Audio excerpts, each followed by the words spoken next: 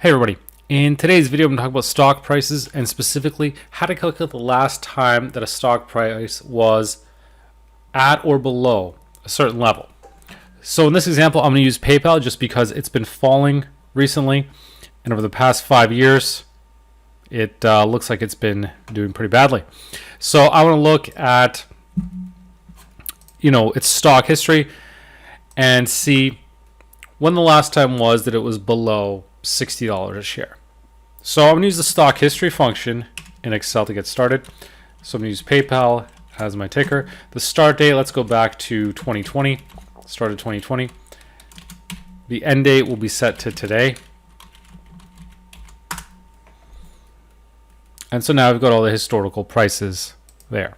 So let's say my target price for the stock is $60. So the last time it was at that level. So an easy way to do this is using the MaxIFs function. And so the reason I'm using a maximum value is because the range I want to get the maximum value from is the date column. Because the further dates are into the future, the higher the values are. So if I was looking for the first time the stock breached $60 or whatever my criteria is, then I would use a minimum function. But because I want the most recent date, I want larger date values, I'm going to use the maximum. So MaxIFs is the function I'm going to use. So column A has my dates. Now for my criteria range, in this case, it's going to be column B because that's the price that I'm looking for.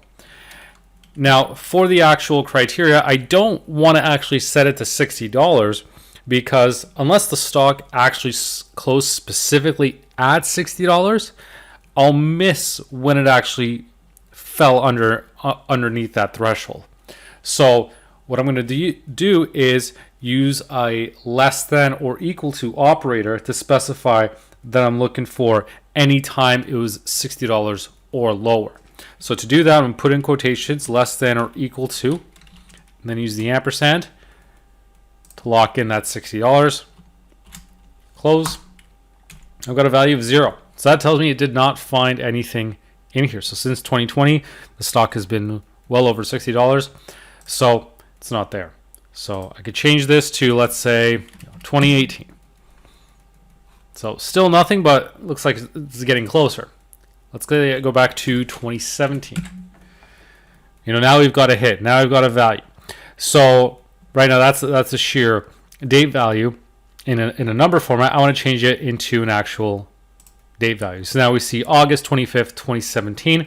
So we go back to August 25th, 2017. Sure enough, it just dipped below $60. Now in this case, we do have an exact match of $60, but if you want the precise time, the last time it closed just under $60 or $60 or less, then it would have been August 25th. And then you can see since then, it's been comfortably above that threshold. So that's how you can use the MaxIFs function to specify your criteria and find the most recent date. So the key thing really is just to, one, you're specifying the date, but when you're selecting your lookup value or for your if statement, you want to use the less than or equal to operator, and you also want to make sure that that is within quotes. Otherwise, it's not going to work properly. It's going to give you, well, if I do this, it's going to give you an error, right? So it's